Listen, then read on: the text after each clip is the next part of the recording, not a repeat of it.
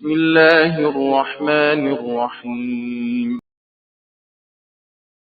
وَعَلَّمَكَ مَا لَمْ تَكُنْ تَعْلَمْ، یعنی میں کہنا یہ چاہ رہا ہوں کہ اگر علم مجسم ہو جائے تو اس کا نام محمد ٹھہرے نہیں، بلکہ اب لفظ بدل دوں تاکہ تم پر موضوع بھی کھل جائے. اگر نیکیاں مجسم ہو جائے تو محمد کہلائے. اگر تقویٰ دیکھنا ہے تو محمد کو دیکھو، اگر علم دیکھنا ہے تو محمد کو دیکھو، اگر حلم دیکھنا ہے تو محمد کو دیکھو، اگر عدالت دیکھنی ہے تو محمد کو دیکھو، اگر شرافت دیکھنی ہے تو محمد کو دیکھو، اگر شجاعت دیکھنی ہے تو محمد کو دیکھو.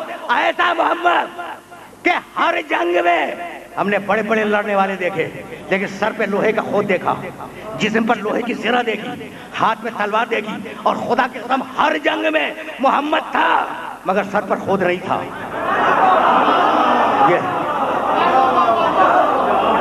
یہ دیکھو ہر جنگ میں میرا نبی تھا لیکن سر پر لوہے کا خود نہیں تھا، جسم پر لوہے کی زرہ نہیں تھی، ہاتھ میں تلوار نہیں تھی. تو مجاہد میں اور محمد میں فرق یہی ہے کہ مجاہد تلوار سے لڑے، محمد کردار سے لڑے.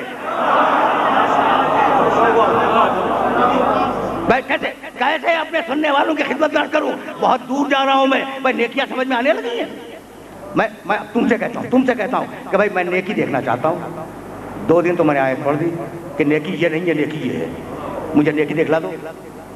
میری ایک خواہش ہے پورے مجمع سے کہ مجھے نیکی دکھلا دو. اس کا قد کیسا ہے، اس کا رنگ کیسا ہے، اس کا روپ کیسا ہے، دیکھنا چاہتا ہوں. نیکی چلتی کیسے ہے، نیکی بیٹھتی کیسے ہے، نیکی اٹھتی کیسے ہے. بھائی میں نیکی دیکھنا چاہ رہا ہوں. میں تو نیکیاں اگر مجسم ہو جائیں، توجہ رکھنا، نیکیاں اگر مجسم ہو جائیں تو محمد بن جائے. بھائی ایسا بہادر جو ہر جنگ میں تھا لیکن تلوار کے بغیر تھا، خود کے بغیر تھا، زرہ کے بغیر تھا. جب 10,000 تلواروں کی چھاؤں میں مکے کو فتح کر رہا تھا میرا نبی. سنو، کبھی کبھی میرا جی چاہتا ہے کہ مقام ختم نبوت سے روشناس کراؤں.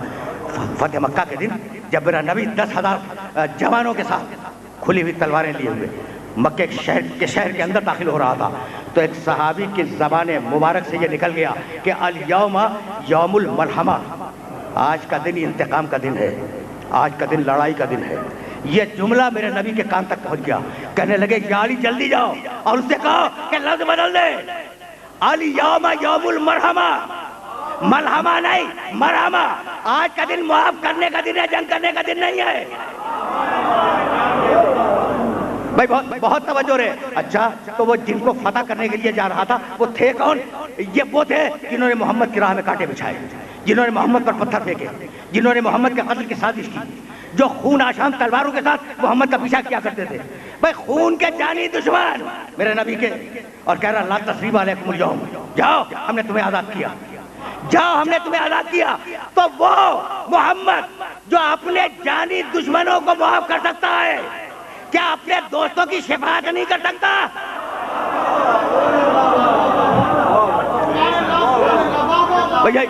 یہی تو وہ مرحلہ فکر تھا جس مرحلہ فکر تک میں اپنے سننے والوں کو لے کے آنا چاہ رہا تھا.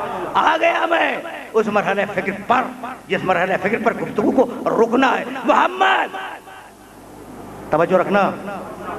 آج چاہ رہا ہوں میں کہ یہ نیکی کھل جائے تمہارے اوپر اور محمد رسول اللہ سمجھ میں آ جائے. پھر کل تو آخری گفتگو ہے اور بہت کھل کے ہوگی. لیکن اب یہ جملہ سنتے جاؤ. محمد کا معنی جانتے ہو؟ جس کی بہت تعریف کی جائے. یہ جو میم پہ تشدید ہے نا، باب تفعیل، میں نے مولانا کو متوجہ کیا. باب تفعیل سے تحمیل سے محمد یہ تشدید ہے. اور اللہ کا نام کل میں بتا کے گیا ہوں، محمود ہے نا. اللہ محمود، رسول اللہ محمد. محمود جس کی تعریف کی جائے، محمد جس کی بہت تعریف کی جائے.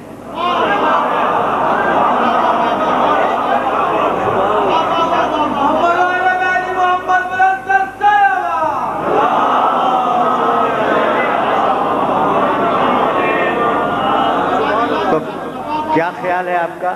آپ سے پوچھنا چاہ رہا ہوں، آپ کا کیا خیال ہے کہ رسول اللہ بڑھ گئے اللہ سے؟ یہ سوال ہے.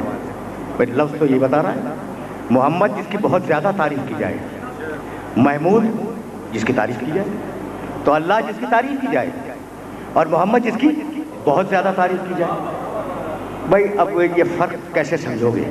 اگر سمجھ گئے تو بات مکمل ہو گئی. دیکھو اگر ساری کائنات مل کر بھی اللہ کی تعریف کا حق ادا کرنا چاہے تو کر نہیں سکتی، تو تعریف ہی کہہ کے رہ جائے گی. لیکن اگر اللہ کسی کی تعریف کر دے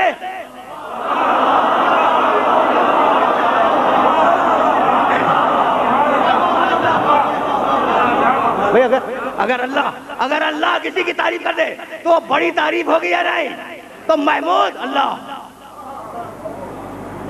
محمد رسول. رک جاؤ، خدا کی قسم رک جاؤ.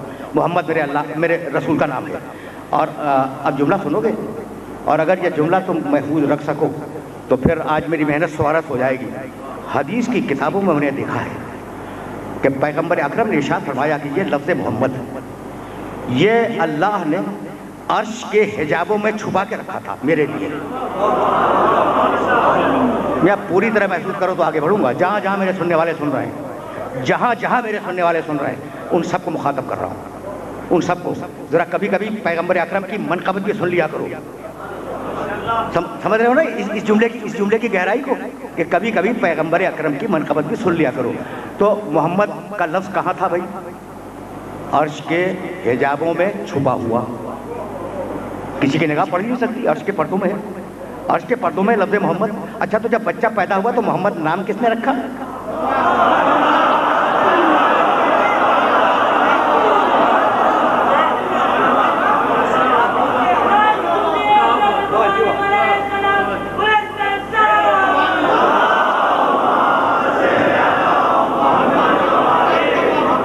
بھائی تو دو قول ہیں. بھائی محمد تو یہ لفظ عرش کے پردوں میں چھپا ہوا ہے، تو بھائی نام کس نے رکھ دیا کہ محمد؟ کس نے دیکھ لیا؟ بھائی عجیب بات ہے نا. تو دو قول ہیں، یا دادا نے رکھا جس کا نام ہے عبد المطلب، یا چچا نے رکھا جس کا نام ہے ابو طالب. تو یہ ابو طالب جیسا کافر عرش کے پردوں کو ہٹا کے دیکھنے کیسے لگا؟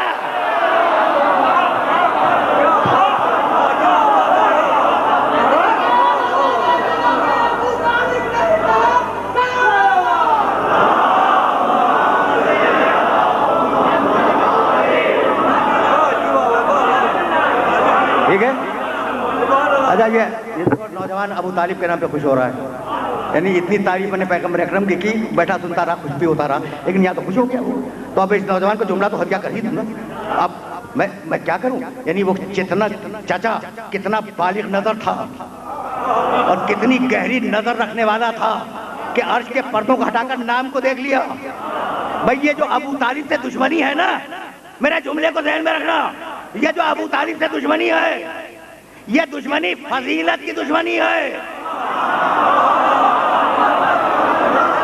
جملہ سننا، یہ دشمنی فضیلت کی دشمنی ہے. اس لیے کہ کافر پالنے کا موقع ہر بزرگ کو ملا تھا، لیکن نبی پالنے کا موقع ابو طالب کے علاوہ کسی کو نہیں.